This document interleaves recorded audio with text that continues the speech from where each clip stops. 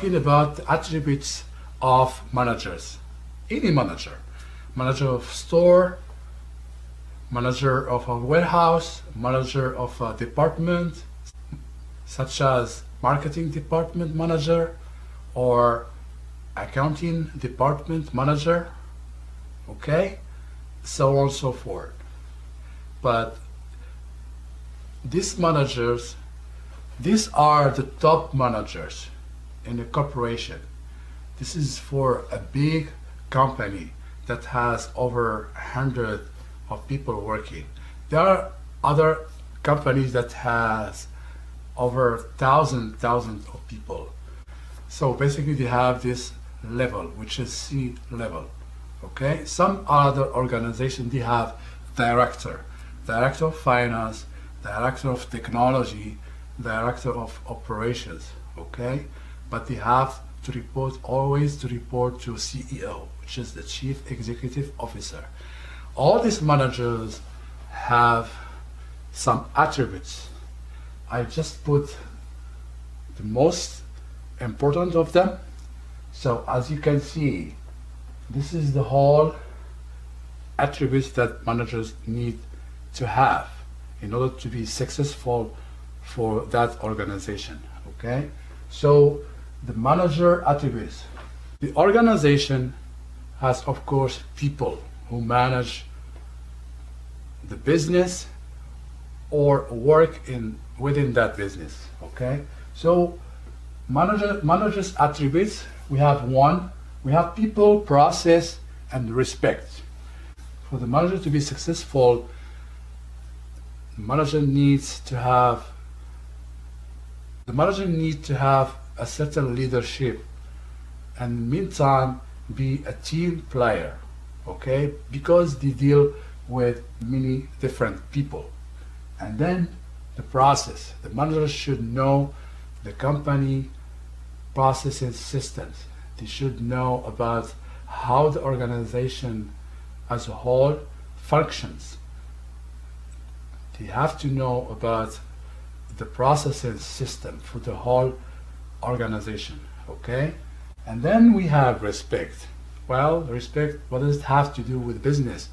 It's kind of more personal.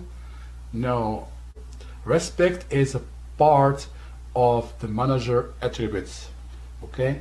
So respect can mean respecting each other, just between people, okay? And it can mean respect of policy, respect of rules, respect of on-time delivery, respect of customers, okay?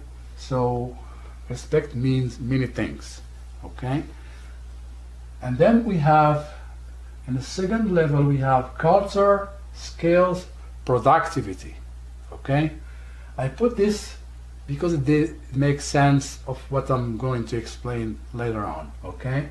So the first one, we have people, process, respect.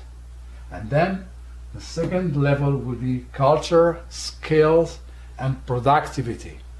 So what does that mean? Culture. Each organization has its unique culture.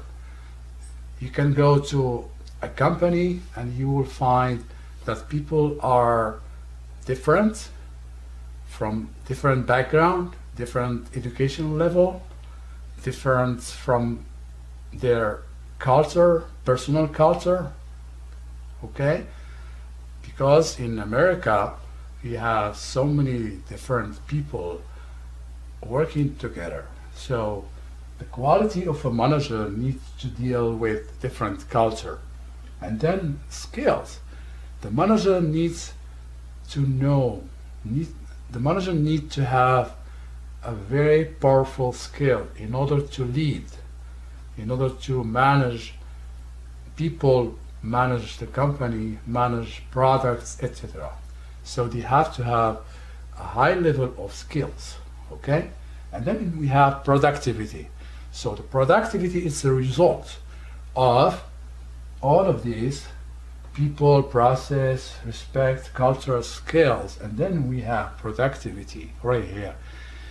And people are more productive when a manager handle certain issues of certain skills, certain knowledge to explain to employees how the system is working, how to do a certain task, so people will be more productive.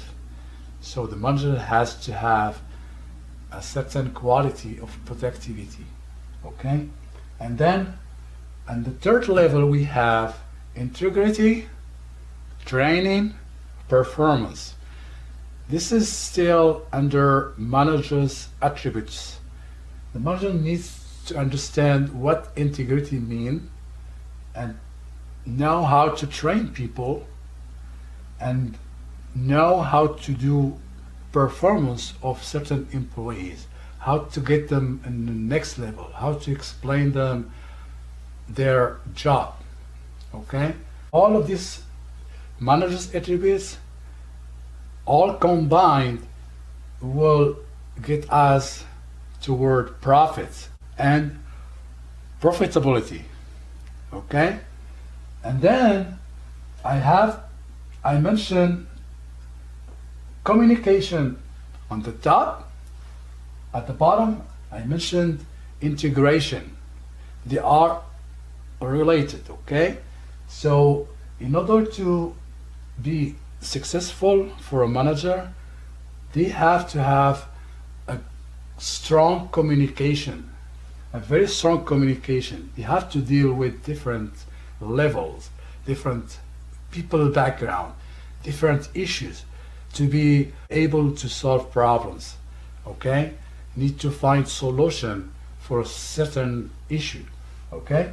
And all of these are integrated in the whole system. Integration and communication are linked together in order to achieve the company goals, objectives, okay? I would like to talk about integration and, as you notice, integrity. There are two different words, integrity and integration, okay? What is business integrity? People often define integrity as doing the right thing even when no one else is around. It is the ability to act with honesty and be consistent in whatever it is you are doing based on the particular moral value. What is the meaning of integration in business? Business integration is a strategy whose goal is to synchronize information technology, IT, and business culture and objectives, and align technology with business strategy and goals. Business integration is a reflection of how IT is being observed as a function of business. So don't forget one thing that is very important. You have to have communication, integration, and then you have to have this quality in order to be a successful manager, to achieve what the company needs, the company strategies and objectives, okay? And that will result in profit and profitability. Otherwise, if something is not functioning correctly here, there will be loss, okay? And there will be so many issues within the organization. Think of organization with so many employees, okay, as one body, okay? If one of the employees has certain issue and the manager cannot resolve that issue, it will affect the business, okay? So it's always better to have a very strong manager in terms of communicating, controlling, leading, and setting up certain rules of the company and how to communicate with each one of them, no matter what level those employees are, and the manager needs to deal with them professionally.